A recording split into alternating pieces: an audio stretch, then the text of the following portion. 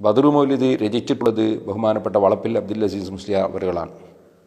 ബഹുമാനപ്പെട്ടവർ ഒരു വ്യാജനായിരുന്നില്ല, മറിച്ച് കേരളത്തിൽ അറിയപ്പെട്ട മഹാപണ്ഡിതന്മാരുടെ ഗുരുവര്യരായിരുന്നു.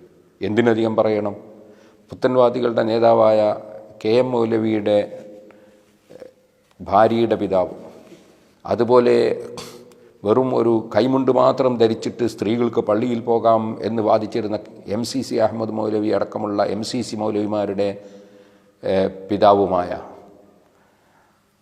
ചാലിലകത്ത് കുഞ്ഞഹമ്മദ് ഹാജി നവർ അല്ലാഹു മർക്കദഹു എന്ന മഹാപണ്ഡിതൻ, ശംസുൽ ഉലമ ഖുതുബി മുഹമ്മദ് മുസ്ലിയാരെ പോലുള്ള ഒരുപാട് പണ്ഡിതന്മാരുടെ ഗുരുവര്യരാണ്. ആ മഹാനായ ചാലിലകത്ത് കുഞ്ഞഹമ്മദ് ഹാജിയുടെ മഹാനായ ഗുരുവര്യരാണ് അബ്ദുൽ അസീസ് മുസ്ലിയാർ വളപ്പിൽ. ബഹുമാനപ്പെട്ടവരാണ് ബദർ മൗലിദ് രചിച്ചിട്ടുള്ളത്. ആ ബദർ മൗലിദിൽ പറഞ്ഞ ഒരു കാര്യത്തെയാണ് അദ്ദേഹം എടുത്തു വിമർശിക്കുന്നത്. അദ്ദേഹത്തിന് അറിവില്ലാത്തതിൻ്റെ പേരിൽ അറിവില്ലായ്മ അദ്ദേഹം ഇങ്ങനെ പറയുകയാണ്. ബദരീങ്ങളെ സംബന്ധിച്ച് ധാരാളം ബഹുമാനങ്ങൾ പറയാൻ തന്നെ ഹദീസിൻ്റെ ഗ്രന്ഥങ്ങൾ പണ്ഡിതന്മാർ ഉപയോഗപ്പെടുത്തിയിട്ടുണ്ട്. ആ കൂട്ടത്തിൽ മിഷ്കാത്തിൻ്റെ ഷറഹിൽ നമുക്ക് കാണാൻ സാധിക്കും, വഅൻ ബഅദി തുജാരി സുലഹാഇ, സാലിഹീങ്ങളായ ബിസിനസ്സുകാരിൽ നിന്ന് ഒരാളിൽ നിന്ന് ഉദ്ധരിക്കപ്പെട്ടു, അറത്തുൽ ഹജ്ജ ഇലാ ബൈത്തില്ലാഹിൽ ഹറാം, ഞാൻ ഹജ്ജിന് പോകാൻ ഉദ്ദേശിച്ചു, വക്കാനലി മാലുൻ കഥീറുൻ അഖ്ഷാ അലൈഹിമിനൽ നുസൂസ്, എനിക്ക് ധാരാളം ധനമുണ്ടായിരുന്നു, ഞാൻ കള്ളന്മാരെ ഭയപ്പെട്ടു. അദ്ദേഹം പറഞ്ഞതുപോലെ ചട്ടിയും കുടിക്കുകയൊന്നുമല്ല. ഫഖതബത്തു അസ്മാ അഹ്ലി ബദരിൻ ഫി ഖിർത്താസിൻ, ഞാൻ ബദരീങ്ങളുടെ പേര് ഒരു കടലാസിൽ എഴുതി. എന്നിട്ട് വജഅൽതു ഫീ ഉസ്ഖുഫിൽ ബാബി, ഞാൻ വാതിലിൻ്റെ മേലെ അത് അവിടെ വെച്ചു. വസാഫർത്തു, ഞാൻ യാത്ര ചെയ്തു. ഫഫി അയ്യാമി ഗൈബത്തി, ഞാൻ ഇല്ലാത്ത സമയത്ത് എൻ്റെ വീട്ടിലേക്ക് കള്ളന്മാർ വന്നു. പക്ഷേ അവർ മേലെ ടെറസിൽ കയറിയപ്പോൾ സമീഉ ഫിൽ ബൈത്തി ഹദീസൻ വഖഅഖഅത സിലാഹിൻ, അവർ അവിടെ വീട്ടിൽ വെച്ച് ചില ശബ്ദങ്ങളും അതുപോലെ ആയുധം തമ്മിൽ മുട്ടുന്ന ചില ശബ്ദങ്ങളുമൊക്കെ കേട്ടു. ഫറജഉ, അവർ തിരിച്ചുപോയി. സുമ്മ അതൗഫിൽ ലൈലത്തി സാനിയത്തി മിസ്ല ദാലിക ഫതഅജ്ജബു, പിറ്റേ ദിവസവും വന്നു, അപ്പോഴും അത് കണ്ടു. അപ്പോൾ അവരിങ്ങനെ അത്ഭുതപ്പെട്ടു. അങ്ങനെ ഞാൻ ഹജ്ജിൽ നിന്ന് തിരിച്ചു വന്നപ്പോൾ ആ കള്ളന്മാരുടെ തലവൻ എൻ്റെ അടുത്ത് വന്നു, എന്നോട് ചോദിച്ചു, നിങ്ങൾ വീട്ടിൽ എന്താണ് കാവലിന് ചെയ്തത്?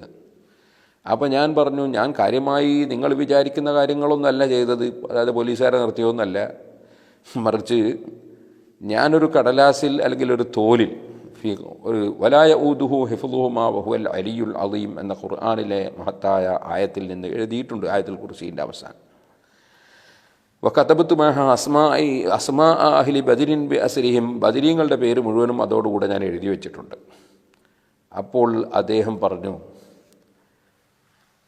അത് തന്നെയാണ് എന്നാൽ ഞങ്ങൾക്ക് അബദ്ധം പറ്റിയത്, അങ്ങനെ കഫാനി ദാലിക്, ഞങ്ങളെ തടഞ്ഞത് അതാണ് എന്ന് പറഞ്ഞിട്ട് അദ്ദേഹം അവിടെ വെച്ച് ഈ വ്യക്തിയുടെ ഹാജിയായി വന്ന വ്യക്തിയുടെ മുമ്പിൽ വെച്ച് അദ്ദേഹം ഖേദിക്കുകയും വകതബ മിന്നി തിൽക്കൽ അസ്മാ, ആ പേരുകളൊക്കെ അദ്ദേഹം എന്നോട് എഴുതി വാങ്ങുകയും ചെയ്തു എന്നാണ് അവിടെ പറഞ്ഞിട്ടുള്ളത്. ഇതുപോലെ തന്നെ വേറെ ഒരു സംഭവവും നമുക്ക് കാണാൻ സാധിക്കും, അതും ബദർ മൗലിദിലുള്ളത് തന്നെയാണ്. അതിലും തൗബ ചെയ്ത് നന്നായി അദ്ദേഹം എന്നിൽ നിന്ന് അദ്ദേഹം കൊള്ളത്തലവനായ ആൾ ഈ ബദറുകളുടെ പേര് പഠിച്ചു എന്നാണുള്ളത്. അപ്പോൾ അങ്ങനെ ഒരു തെറ്റ് ചെയ്തു പോയ ഒരാൾക്ക് ബദരീങ്ങളുടെ കറാമത്ത് മുഖേന യഥാർത്ഥത്തിൽ ഹിദായത്തിൻ്റെ വെളിച്ചം ലഭിക്കുകയും അദ്ദേഹം നന്നാവുകയും ചെയ്തതാണ് ആ സംഭവത്തിലുള്ളത്. അതോടുകൂടി ബദരീങ്ങളുടെ മഹത്വവും അതുപോലെ തന്നെ ആയത്തുൽ കുർസിൻ്റെ മഹത്വവും ഒക്കെ അവിടെ പഠിപ്പിക്കുന്നുണ്ട്.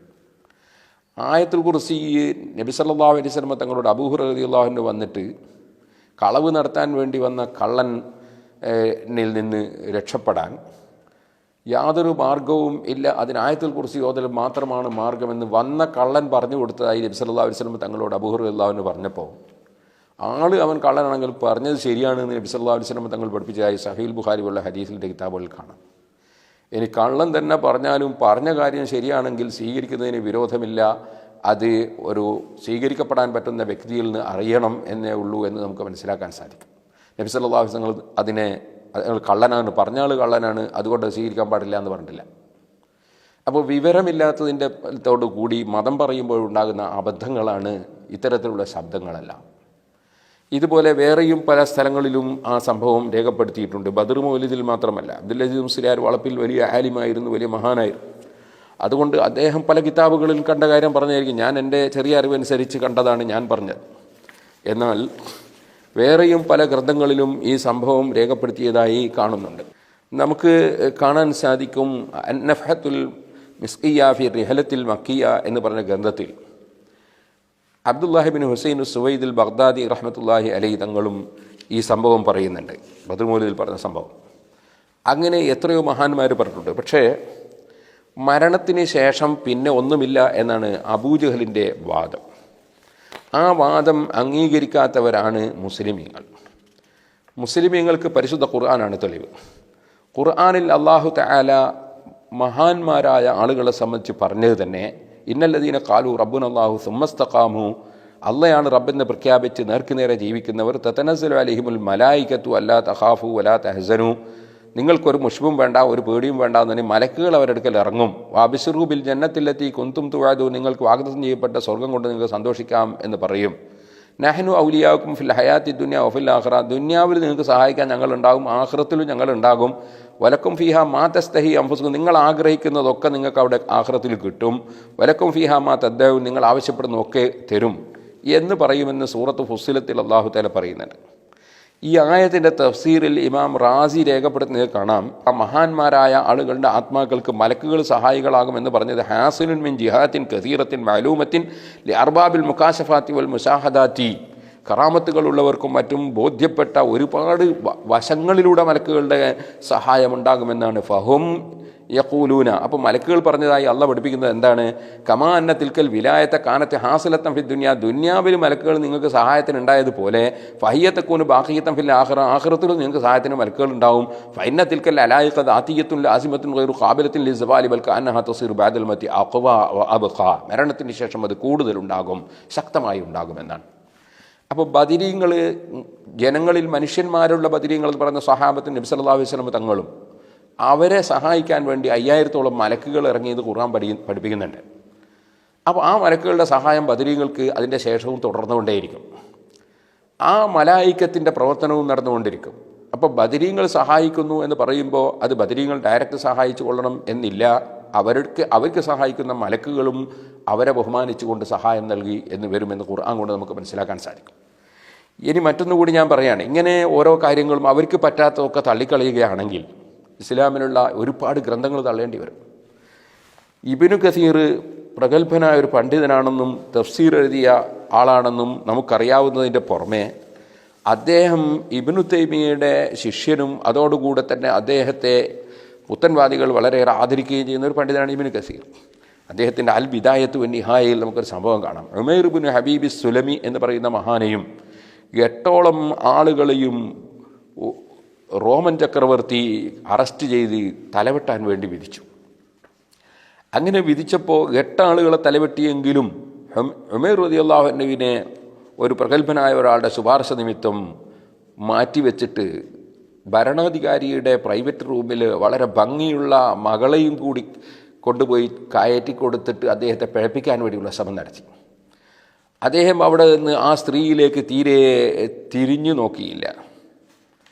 അങ്ങനെ എന്തുകൊണ്ടാണ് നീ എന്നിലേക്ക് തിരിഞ്ഞു നോക്കാത്തതെന്ന് വെച്ചപ്പോൾ എൻ്റെ ദീനാണ് എന്നെ നിന്നിലേക്ക് തിരിഞ്ഞു നോക്കാൻ തടയുന്നത് എന്ന് ആ ഭംഗിയുള്ള പെൺകുട്ടിയോട് അദ്ദേഹം പറഞ്ഞപ്പോൾ, ഞാനൊരു പെണ്ണിന് വേണ്ടി എൻ്റെ ദീൻ കൈയൊഴിക്കുകയില്ല എന്ന് പറഞ്ഞപ്പോൾ, നാട്ടിലേക്ക് പോകാൻ ഉദ്ദേശിക്കുന്നുണ്ടോ എന്ന് ചോദിച്ചു ആ പെൺകുട്ടി. അതേന്ന് പറഞ്ഞു.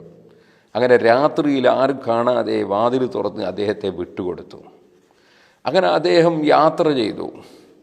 അങ്ങനെ 4 ദിവസം യാത്ര ചെയ്ത് ഒരു സ്ഥലത്ത് എത്തിയപ്പോൾ, രാത്രിയിലാണ് യാത്ര, പകൽ പോകുമ്പോൾ പട്ടാളമോ ജനങ്ങളോ കാണുന്നത് പേടിച്ചിട്ട്.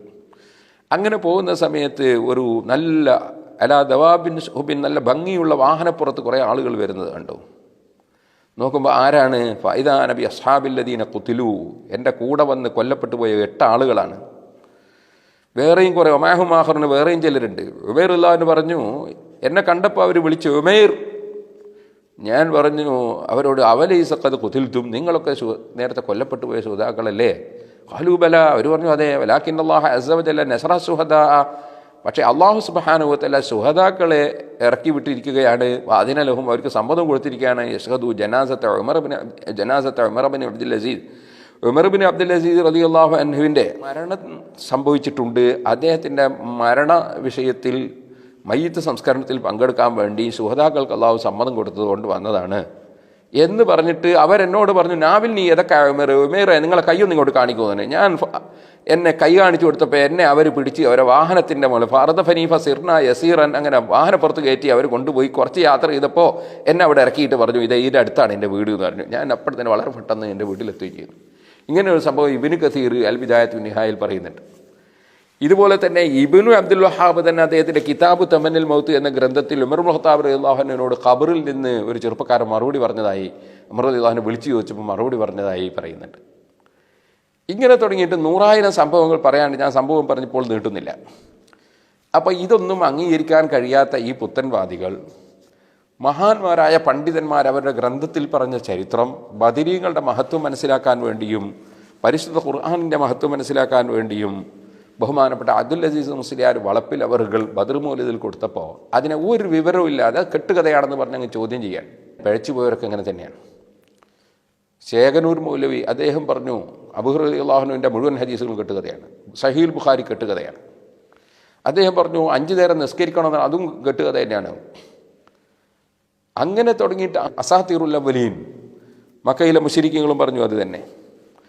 അങ്ങനെ അമ്പിയാക്കളുടെയും സാലിഹീങ്ങളുടെയും ശുഹദാക്കളുടെയും ബദരീങ്ങളുടെയും എതിരാളികൾ സത്യമായ സംഭവങ്ങൾ തന്നെ അത് കെട്ടുകഥയാണ് എന്നൊക്കെ പറയും. എന്നാൽ കെട്ടുകഥയാണ് എന്നതിന് ഒരു തെളിവ് ആ മനുഷ്യൻ പറഞ്ഞിരുന്നെങ്കിൽ യാതൊരു തർക്കമില്ലായിരുന്നു. അതായത് ഇന്ന കിതാബിൽ ഇത് കെട്ടുകഥയാണെന്ന് പറയുന്നുണ്ട്, അല്ലാതെ ഇദ്ദേഹത്തിൻ്റെ കുളൂസ് കേൾക്കാനാണോ ഇവിടെ മനുഷ്യന്മാരിരിക്കുന്നത്?